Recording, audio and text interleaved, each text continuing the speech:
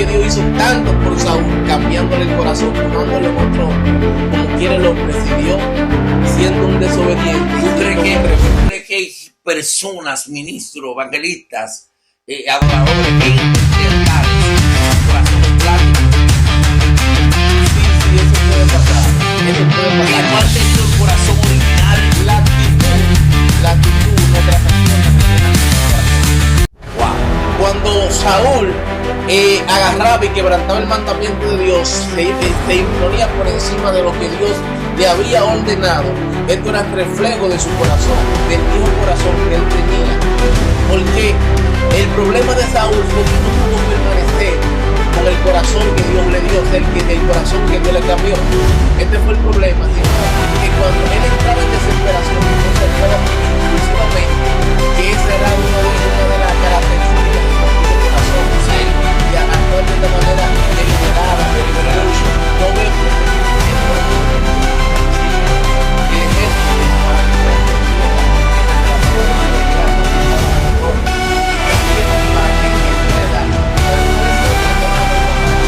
Pero fue la dependencia, porque yo muchas personas incluso muchas veces actúan como que Dios está con ellos, pero no hay dependencia de Dios, porque ellos van confiados con su capacidad. Profesan confiar, pero ya no están confiando, sino que dependen. ¿Tú sabes qué dijo Ana? ¿Qué la dijo? Madre de Samuel. ¿Qué dijo? Nadie será fuerte por su propia fuerza. Nadie será fuerte por su propia fuerza. ¿Saben qué Dios hizo? Dice la Biblia que Dios hizo que lo débil sea fuerte y lo fuerte sea débil. Sea débil. Wow. ¿Entiendes? Es rico. Y lo hizo con la motivación que nadie se jacte en su presencia. Así que el fuerte es débil y el débil es fuerte. Claro. En Dios. David era un muchachito de 17 años. Sí, entonces Goliat no entendía eso. Por eso que él lo menospreció cuando ve a David. Lo primero. Bendiciones, mi gente. Nos encontramos en un nuevo contenido. Suscríbete a mi canal y dale a la campanita. Esto es algo extraordinario para todos nuestros seguidores. Hoy me encuentro con un invitado especial, el cual quiero presentar. Es una honra, un placer para mí. Nuestro hermano y evangelista Osvaldo Montero. Fuerte el aplauso. Bienvenido, gracias por estar en mi canal, Osvaldo. Cuéntame cómo te sientes. Ya tenemos unos días que no hacíamos nada. Estamos bien, gracias a Dios. Y nada, estamos por aquí. También estamos más que contentos de poder compartir una vez más con usted y estar aquí en su proceso canal. Estamos aquí para la obra de Dios. Vamos A fluir. Venimos, Preparado para entrar en marcha. Así es. Amén, amén. Señores, para los que no se recuerdan, Osvaldo estuvo con nosotros en cabina y fue algo poderoso porque Dios nos habló y la gente me estuvo preguntando.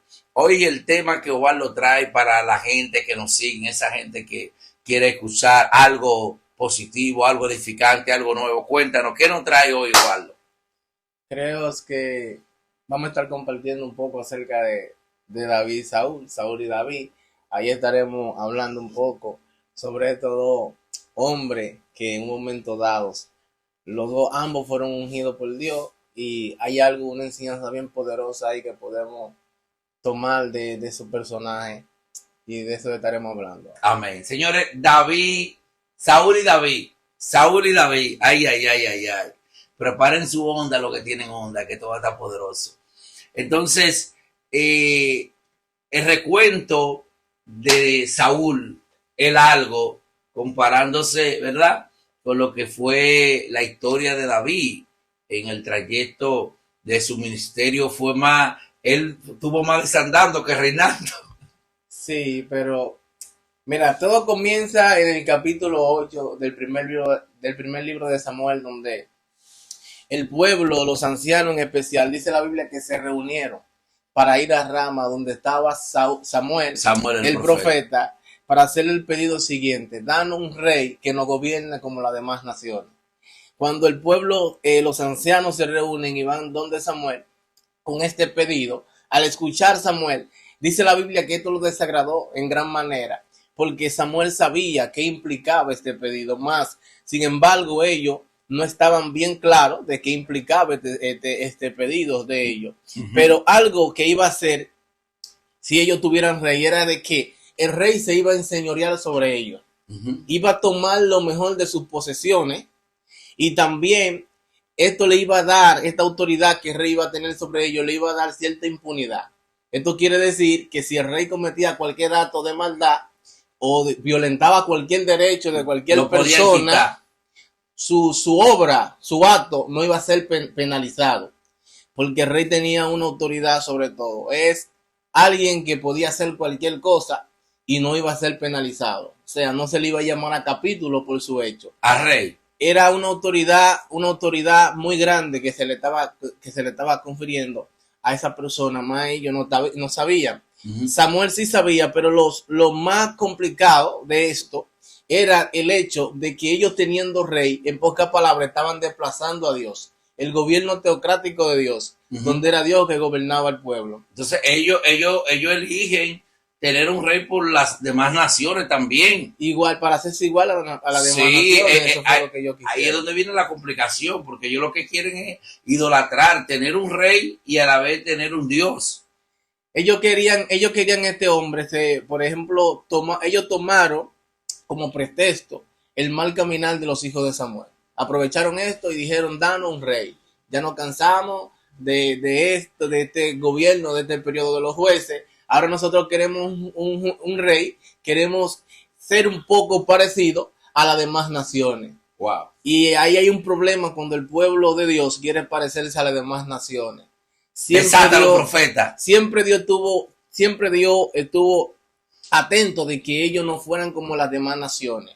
Por las palabras que Dios le dice a Moisés en el capítulo 19 de Éxodo. Le dice, ve y dile al pueblo, ustedes vieron como yo lo saqué de mano de Faraón y lo saqué de Egipto y lo traje a este lugar con alas de águila. Ve y dile que si dieren oídos a mi mandamiento, entonces ustedes serán mi especial tesoro sobre todas las naciones de la tierra, porque mía es toda la tierra y me serán un reino de sacerdotes y gente santa. Dios quería que ellos fueran diferentes en totalidad a las demás naciones. Para Dios poderlo mantener por encima de las demás naciones. Es un pueblo especial, un pueblo lleno, un pueblo especial. Dios se lo dijo bien claro. Todavía me serán un reino de sacerdotes y gente santa. Entonces ellos tenían muchas veces le llegaba a su corazón el parecerse a las demás naciones. Y esta fue la causa principal por la cual ellos fueron a Samuel a decirle que le dieran un rey. Entonces, lo que Dios hace ahí, ya Dios le dice a Samuel está sumamente está un poquito incómodo con este pedido, pero Dios le dice, escucha su voz, pocas palabras, dale un rey. Entonces ahí es donde aparece en escena este personaje, Saúl, que en su tiempo, en su generación, Saúl era el hombre más indicado. Era el más indicado. ¿Cuál era la cualidad de Saúl que lo podía calificar? Porque recuerda, la gente pidió un rey, pero la gente no dijo, danos Antonio, danos José. No le pidió, pero Dios en su gracia le dio a ellos el hombre más indicado para que sea rey en ese tiempo. Entonces era Saúl. Saúl era el más indicado. Dice que él sobrepasaba a todo hombre en Israel de su hombro para arriba, era un hombre hermoso, o sea, tenía una buena presencia, un buen parecer. Pero por encima de esto, ¿sabe qué Dios hace? Dios lo muda a Saúl en otro hombre y le muda también el corazón, le cambió el corazón. O sea, Dios le dio un rey que si el rey Saúl hubiese catado los mandamientos de Dios, hubiera sido un excelente rey. Sí, yo predicaba. Le dio lo mejor. Yo predicaba, recuerda que yo te robé el mensaje. Yo predicaba y hablaba de ese mismo mensaje. Que a diferencia de Saúl, David empezó siendo lleno. O sea, fue ungido después que ya estaba lleno del Espíritu. O sea, ya tenía experiencia con el Espíritu de Dios. Saúl es ungido antes de ser lleno del Espíritu de Dios. Antes de ser lleno. O sea, una de las cosas que la gente debe procurar es ser lleno antes de ser elegido, de ser ungido. Sí. Entonces, es que la vida de Saúl y David, una vida paralela. Es una vida paralela.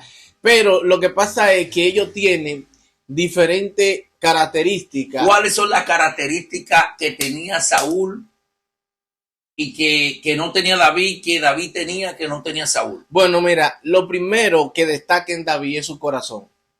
Wow. Por ejemplo, si nota, a Saúl se le cambia el corazón. David lo trajo de fábrica, el corazón que alegraba al padre.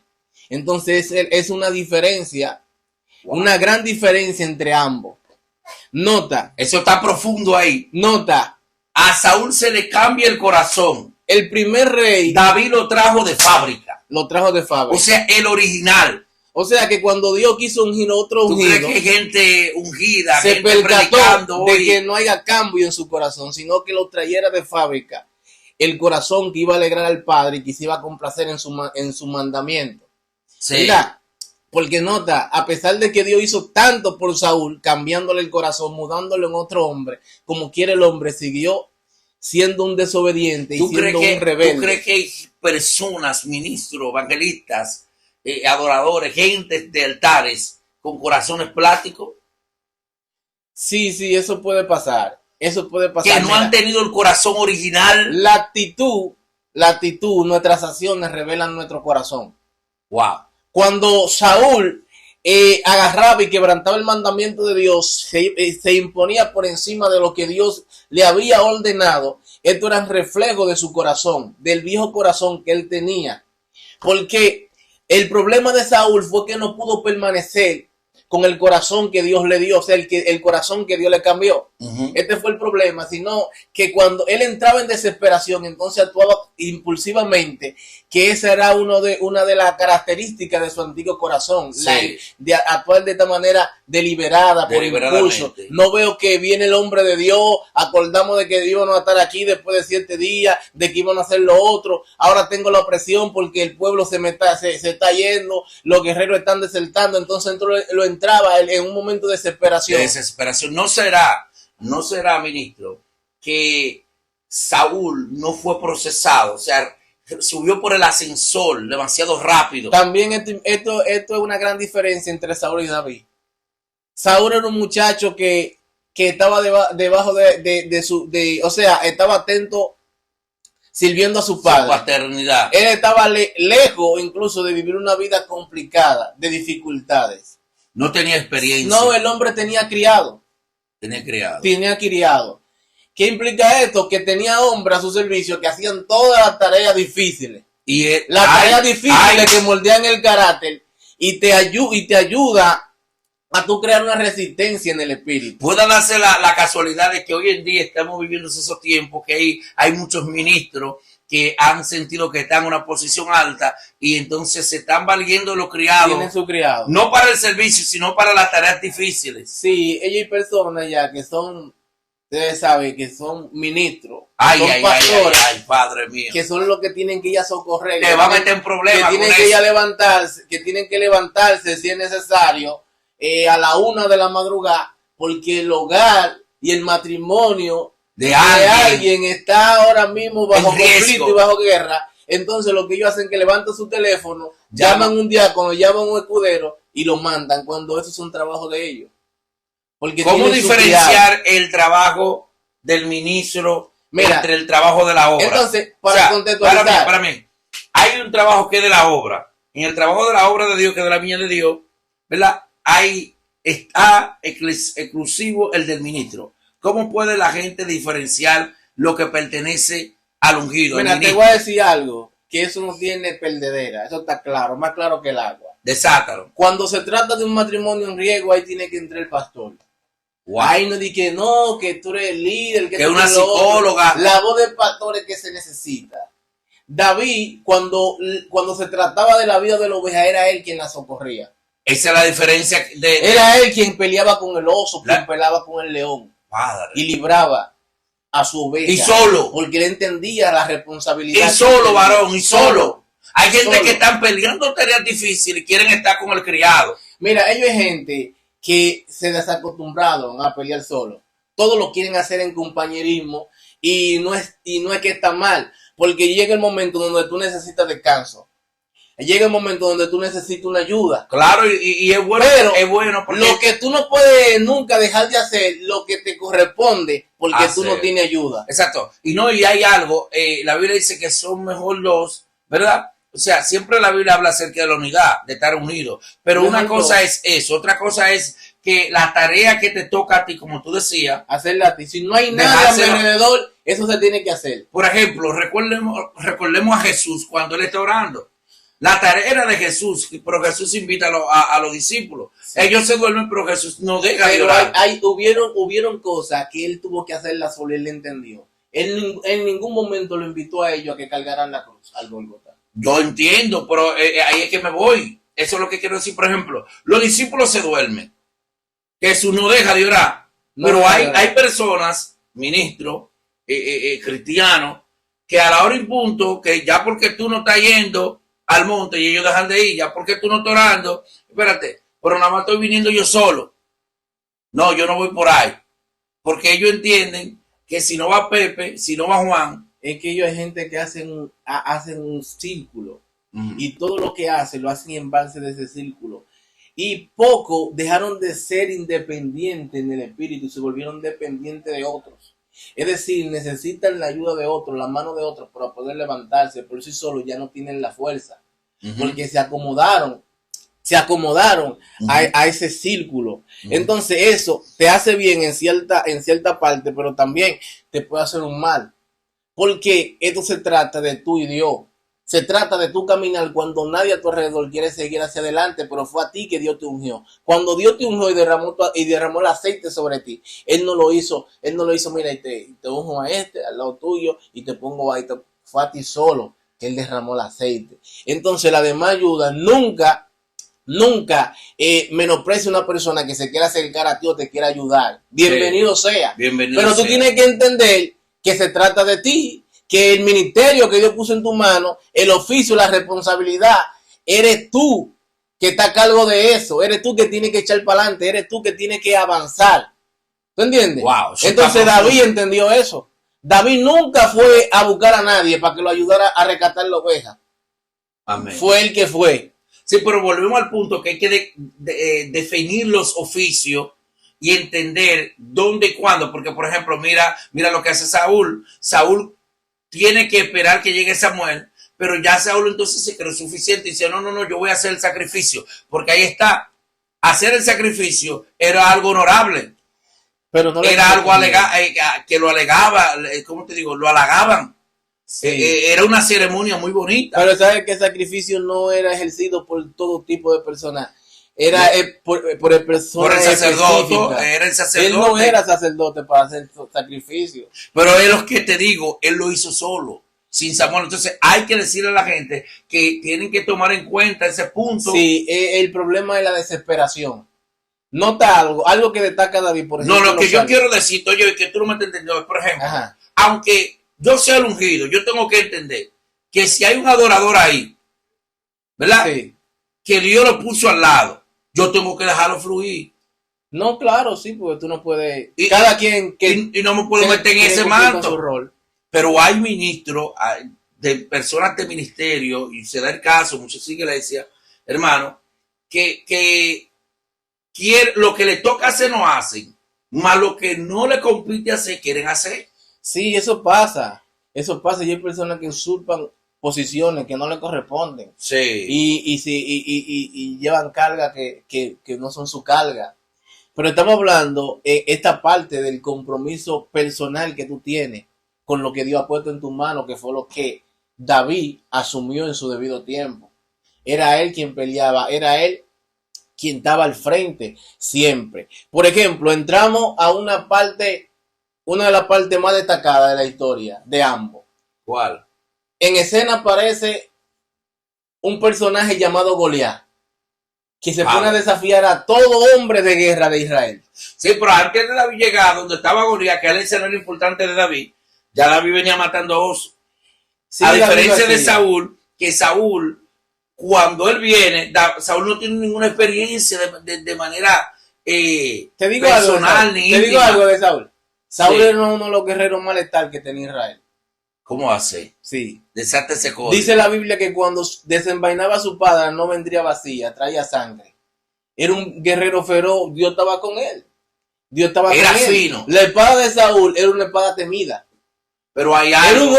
Era un hombre que, es como te digo, era un hombre que dentro de hombre era hombre. Por ejemplo, era un hombre fuerte, vigoroso, grande.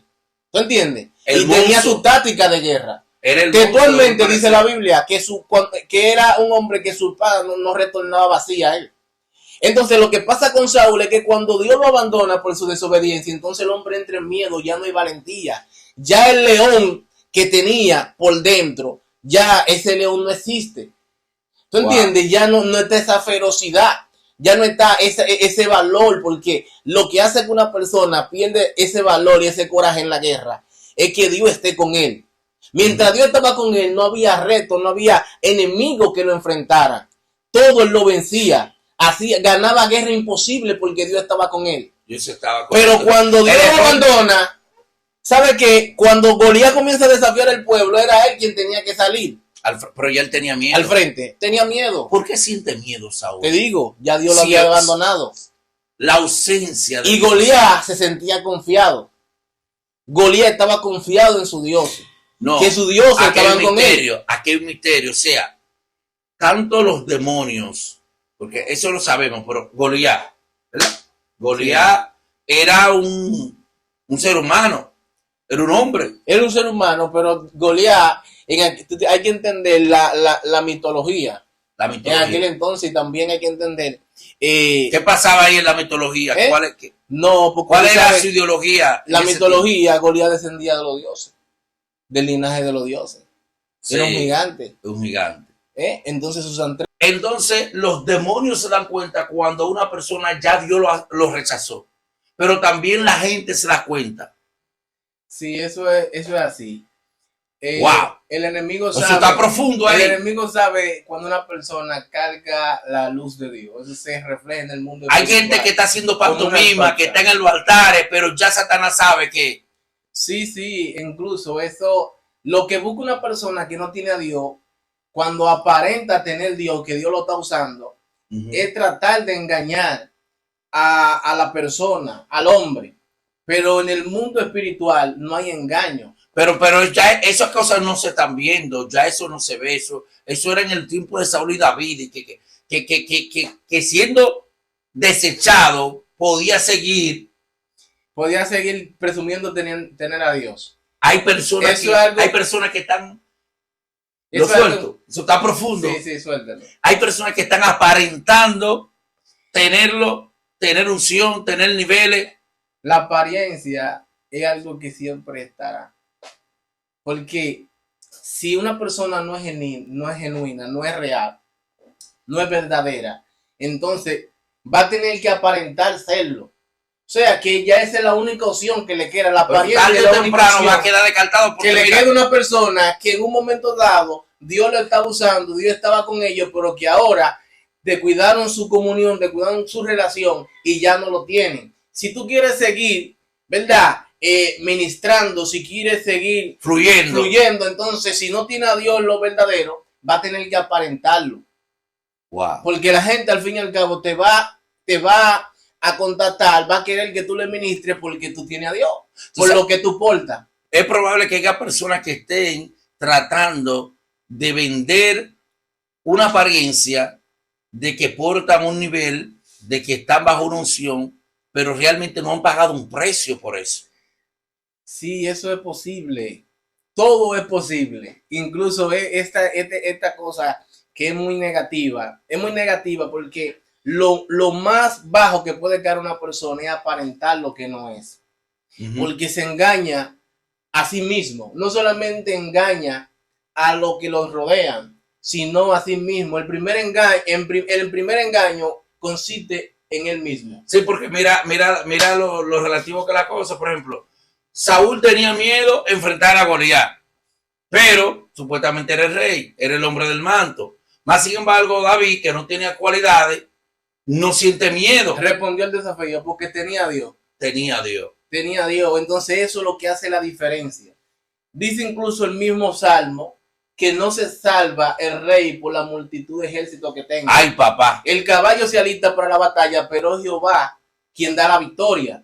Eso está más que claro. Es otro punto que hay veces que pensamos que porque la multitud está con nosotros, porque los seguidores están con nosotros, pensamos que ya todo está bien. Sí, es un pensamiento Mediocre. gedeónico, oye, porque eso también creyó en Gedeón, pero Dios tuvo que reducirle el ejército para que él entendiera que se trataba de Dios, que era Dios quien daba la victoria, y también para que él pueda, una lección que le estaba dando Dios para que él fuera la dependencia de Dios, porque hay muchas personas que son independientes de Dios, incluso muchas veces actúan como que Dios está con ellos, pero no hay dependencia de Dios, porque ellos van confiados con su capacidad. Profesan confiar, pero ya no están confiando, sino que dependen. ¿Tú sabes qué dijo Ana? La dijo? madre de Samuel. ¿Qué dijo? Nadie será fuerte por su propia fuerza. Ay. Nadie será fuerte por su propia fuerza. ¿Sabe qué Dios hizo? Dice la Biblia que Dios hizo que lo débil sea fuerte y lo fuerte sea débil. Sea débil. Wow. ¿Entiendes? Terrible. Y lo hizo con la motivación que nadie se jate en su presencia. Así que el fuerte es débil y el débil es fuerte. Claro. En Dios. ¿Tú me entiendes? David era un muchachito de 17 años. Sí, entonces Goliat no entendía esto. Por eso que él lo menospreció. Cuando ve a David, lo primero que él hace es menospreciarlo. Y le llama muchacho. Inexperto, incapaz, sin destreza, sin muchas cosas. Un muchacho. ¿Tú sabes lo que dijo la reina Isabel? ¿Tú sabes lo que dijo la reina Isabel? Que ella le tiene más miedo a un hombre de rodillas que un ejército de pie. Sí. Ahí fue que se equivocó Goliat. Goliat tenía su ejército, porque es lo que tú hablabas ahorita. Es que cuando tú tienes una multitud que te sigue, atención, los ministros, la gente de manto, los profetas, la gente que están en la palestra, no se jate, no se confíe en esa multitud, porque es que hay veces que hay un nivel, varón, donde tú te sientas y dices, wow, todo está bien. Sí. Es que la multitud le da a cierta persona una satisfacción de que van a tener éxito en lo que emprenda. Eso es lo que proyecta la multitud, un éxito. Todo hombre que se hacía de gente y de ejército creía que podía llegar a tener trono, podía llegar a vencer cualquier ejército. Por eso es que hay confianza en las multitudes. Siempre una confianza. Es decir, es normal que un predicador, un ministrador, lo inviten a un gran escenario, vea una gran multitud. Él va a decir, aquí está Dios. Él va a decir, aquí va a caer la gloria. Esto se va a sacudir. ¿Cómo debería de reaccionar realmente un ungido ante esa multitud? Tiene que, o sea, todo parte de lo que siente en su espíritu. Dios no está en la multitud. Dios puede estar en la multitud. En el espíritu, pero eso no quiere decir que la multitud, porque hay multitud, está Dios.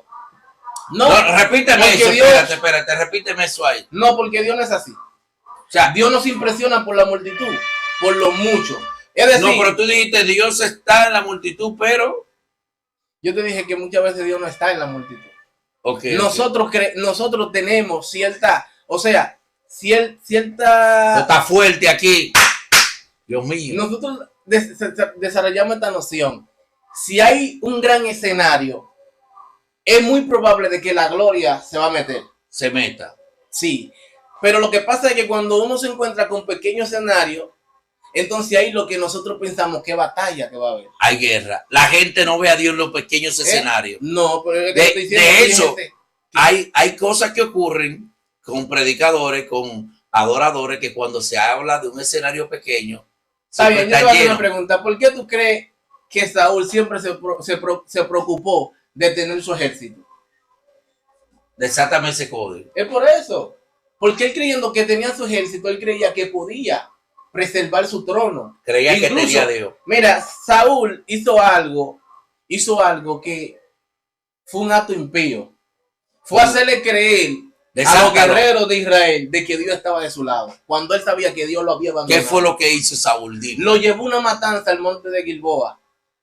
donde incluso hasta su mismo hijo, Jonatán, Estaba en perdió la riesgo. vida. No, perdió la vida, estaba en riesgo. Ay, ay, ay, ay. Una persona que sigue una gente, la multitud que sigue a un líder que Dios no está con él, está en riesgo, aunque sean muchos. ¿Cómo estaba el corazón de Saúl en ese entonces? Ya el corazón de Saúl ya ni él mismo se conocía. Hay un momento donde una persona cae tan bajo que ni él mismo conoce su corazón. Sabe que el corazón es un misterio. Dice Dios me da una palabra, que mi solamente espíritu. Dios lo conoce. Oye, Dios me está dando una palabra ahora, tú estás hablando. Sí. Los corazones plásticos no están preparados para resistir la gloria de Dios. No, es que eso es lo artificial. Tú no puedes hacer que la gloria real caiga sobre lo artificial. No es un envase para sostener esa gloria. ¿Tú me entiendes? Ujú. Por eso el hombre que iba a revelar a Dios en su máxima expresión, que era Moisés, Dios tuvo que trabajar con su interior, por eso mismo. Moisés. Claro, tuvo Dios que preparar el recipiente para que la gloria de Dios sea proyectada por medio de él. Entonces, no se puede. Hay un misterio, espérame, párame, hay un misterio. Mira, yo he visto que a la hora de persona o de trabajar a persona, de prepararlo, lo empiezan preparando de manera ministerial, de manera exterior. Pero mirando yo la manera de Dios, yo me identifico mucho con esa parte porque esa es la parte mayormente que Dios trabaja a través de mí. Dios estaba trabajando en lo interno, el corazón. Dios trabaja Dios trabaja en lo genuino, en lo real. Por eso es que cuando él agarra, toma algo pendiente. Pero tú no Saúl, espérame, escúchame que te interrumpa, perdón la audiencia. Lo que yo te estoy tratando de decir es que hay personas que están preparando personas, ministros, evangelistas, profetas, incluso personas que están en curso de canto, personas que están haciendo una carrera porque entienden que están siendo preparados por Dios en instituto bíblico, en universidad, pero son personas que todavía Dios no ha empezado. Sí, todavía Dios no ha empezado, porque un trabajo es el que hace el hombre y otro trabajo es el que hace Dios.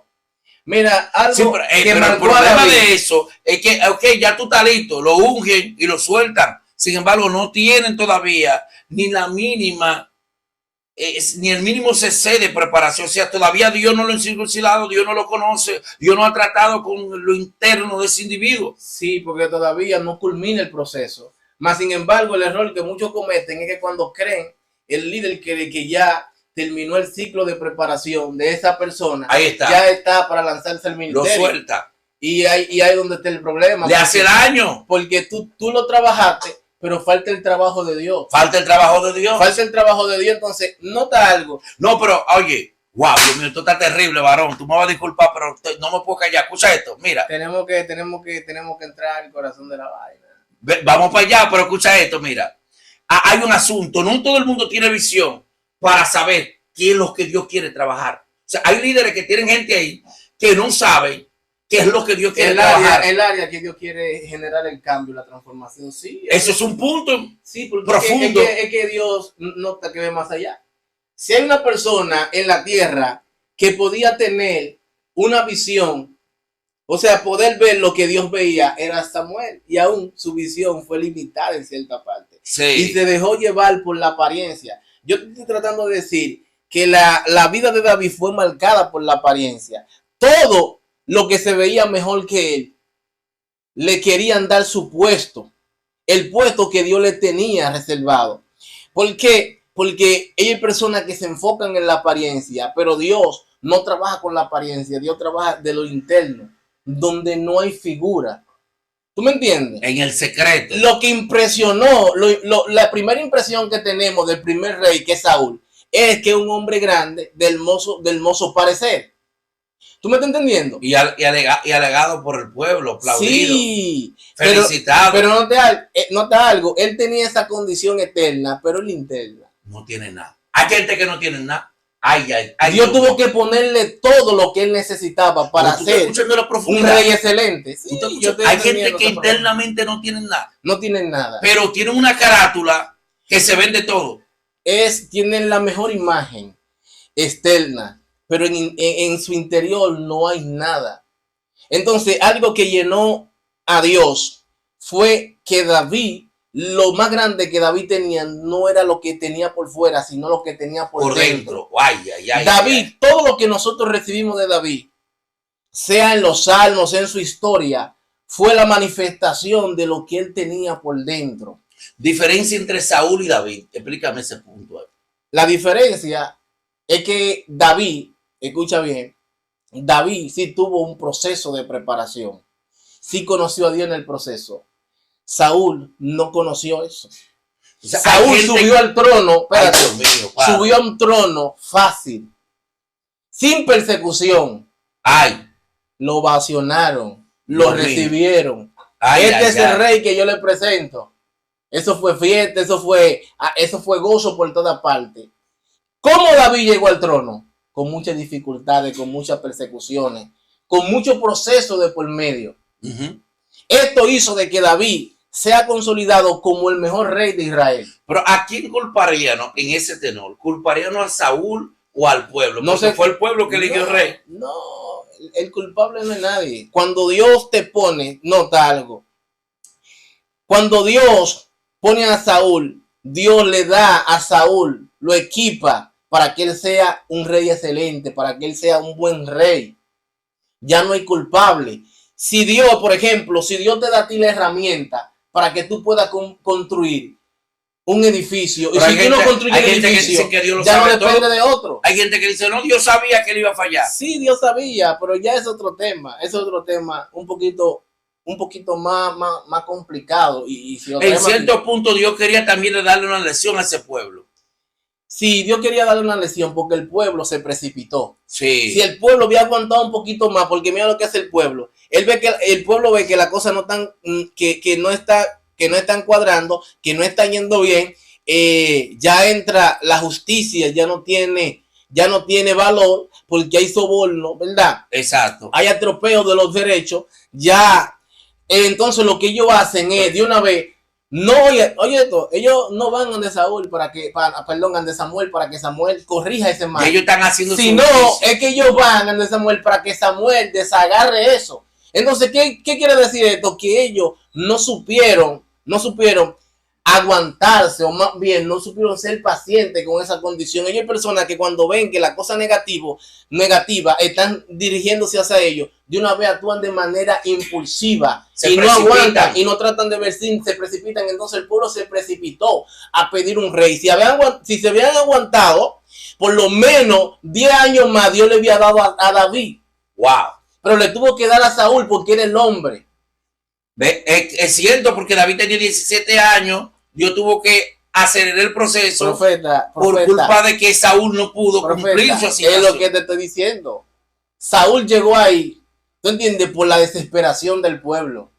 Si el pueblo hubiese sido más paciente, no le llega a Saúl, le llega a David. Le llega a David. ¿Tú sabes qué dice la Biblia cuando David muere? ¿Qué dice? Que David murió lleno de días y reinó con justicia y equidad. ¿Y qué dice de Saúl? Que murió de la manera más desagradable. Wow. Murió bajo frustración. Debería un ministro. Sin esperanza. Wow. ¿Tú me estás entendiendo? Son diferentes. Mira, David pudo reinar con justicia y equidad. Pero él no lo pudo hacer. Porque él enfocó su reino, incluso fueron en sus enemigos, sus reales enemigos, que eran los filisteos o los demás pueblos, sino en Saúl. Sí. En David, tú sabes todo el tiempo que él perdió buscando a David para matar a David, el hombre que le había dado gloria, que le había dado victoria a su pueblo, simple y llanamente. ¿Por qué? Porque sabía de que Dios ya lo había ungido. Eso está pasando hoy en día. O sea que hay personas, entonces, hay la mitad del pueblo está persiguiendo la otra mitad, y esa otra mitad es su propio aliado de parte de Dios.